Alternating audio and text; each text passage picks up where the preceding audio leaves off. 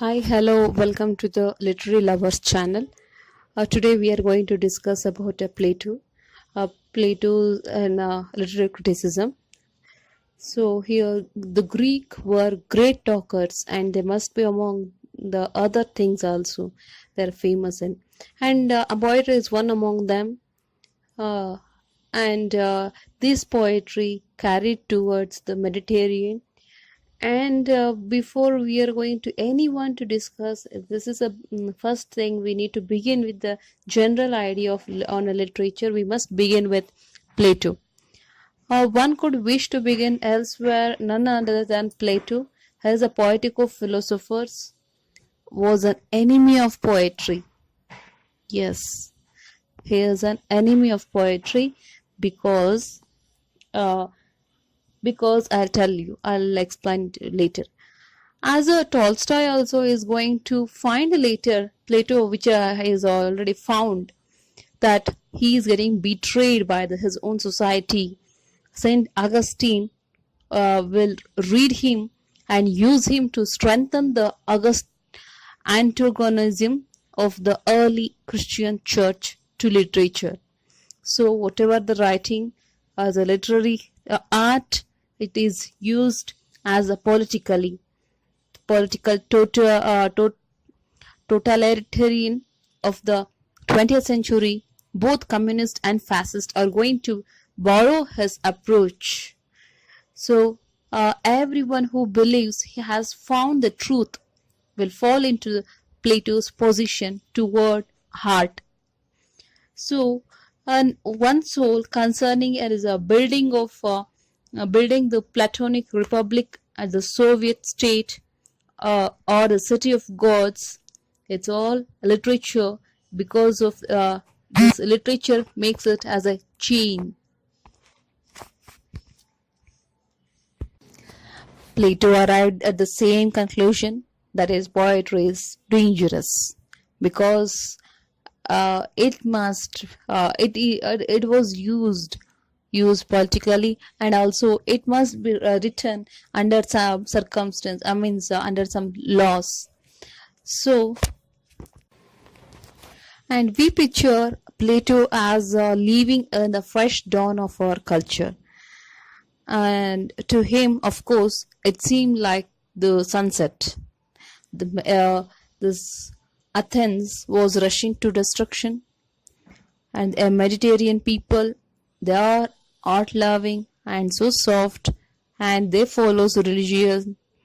They worships god and goddesses represented in Homer.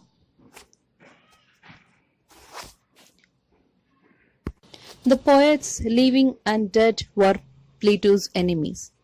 Everyone accepted the fact that they were teachers. The poets, as all agreed, were inspired. This Plato felt was enough to damn them, for is no truth arrived at by reasons. It means because Plato feels that whatever the poet is going to write, it's because of some influence, because of some agenda which forces people to do the work what the politicians or what the rulers wants to take from them. But it's for the people uh, in front of them, what they see the poet has a great inspired a good guide, and the path founder, like the path shower to those people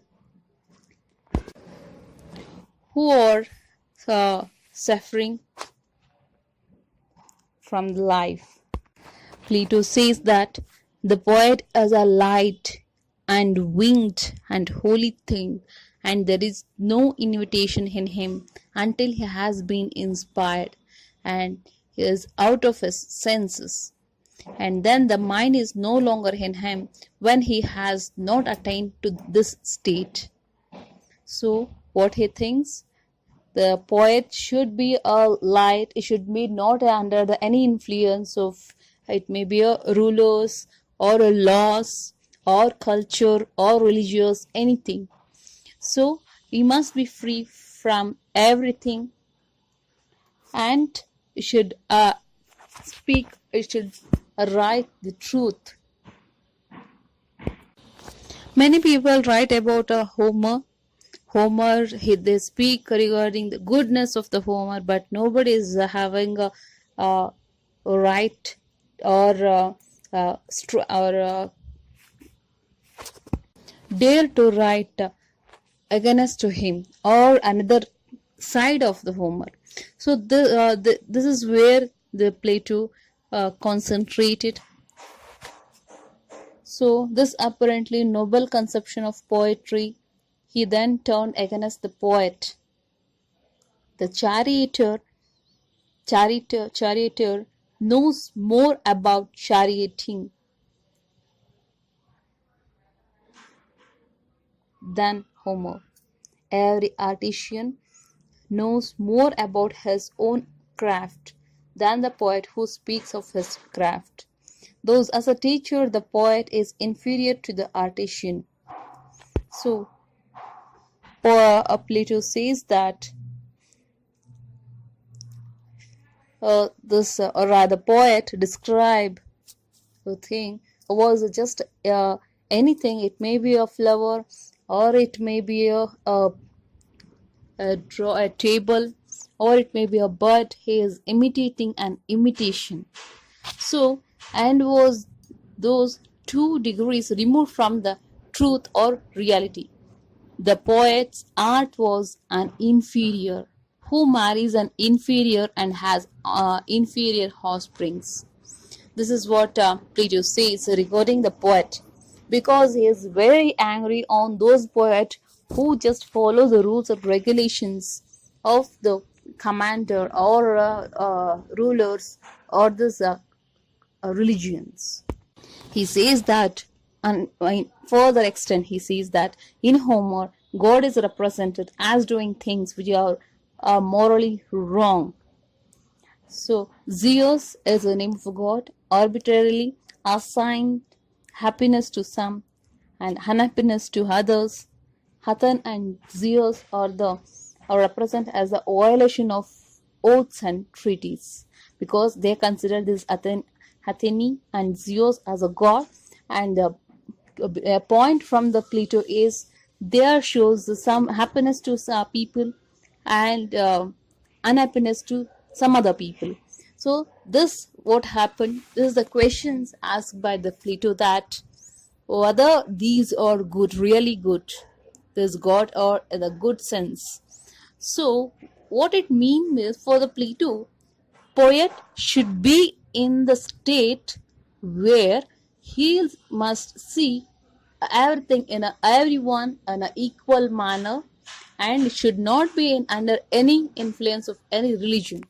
And if the poet write any suffering, like a Trojan War or any other wars or quarrels, it's like this similar themes, either we must not permit him to say that these are the works of God.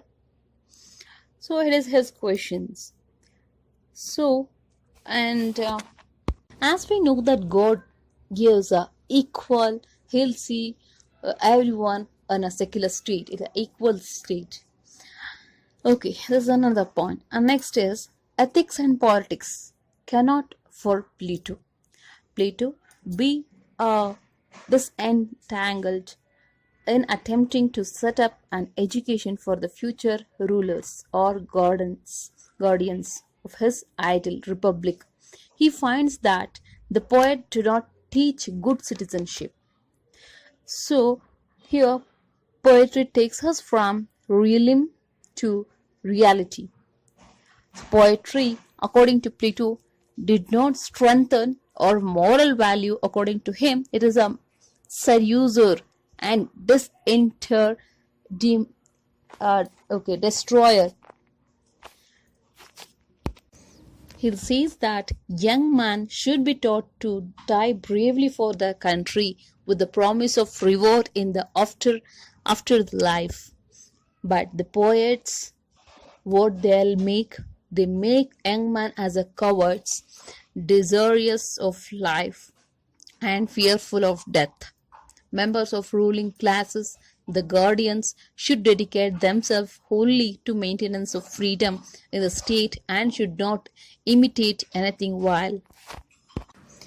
A poet who can imitate anything, uh, if he come to the city and we will fall down to do his worship, but we must also inform him that in our state poetry, they are not permit to exist, but we need to uh, garland set a garland and we need to send off from to the another city. These are the is the what the theme was Plato kept, because as we knew that in those period people are going to sing a song, sing a poem, and to spread the religion or culture, are to make the people to believe that um the ruler are good and their good deeds. As we in the same here as today also, people at the elections time they'll come to uh, give assurance and also prompt us to be and also they'll remember makes us only that day they'll makes us to realize that they are good, but other in other times they were no seen. So these are the as if history repeats, that is one way and here it is another way. That's why the poet is exiled from Plato's Republic is his work. And let poets celebrate the victories, not however every poet, but the only one who is in the first place. See, if we any poem and see the Plato still says that the every poet cannot be getting any prizes, but only few poets and also get a victory. And what he'll say in the further, who is in the first place, not less than 50 years of age. The poet should be aged more than 50, so experienced. So not every youth, young people are encouraged. Even today also it applicable. So nor shall anyone dare to sing a song which has not been approved by the judgment of guardians of the laws, not even if his strains be sweeter than the songs of Thamurus and Horiphius, but only such poems as have been judged, scared, and dedicated to the gods, and as such as or the works of good men, in which praise or blame has been awarded, and which have been deemed to fulfill their design fairly. So, any literature based on a passion is illegal. This is the Plato's literary criticism. Have taken this from a book written by Vernon Hall. So, thank you. Hi, hello, welcome to the Literary Lovers channel. Today we are going to discuss about Plato and literary criticism. So here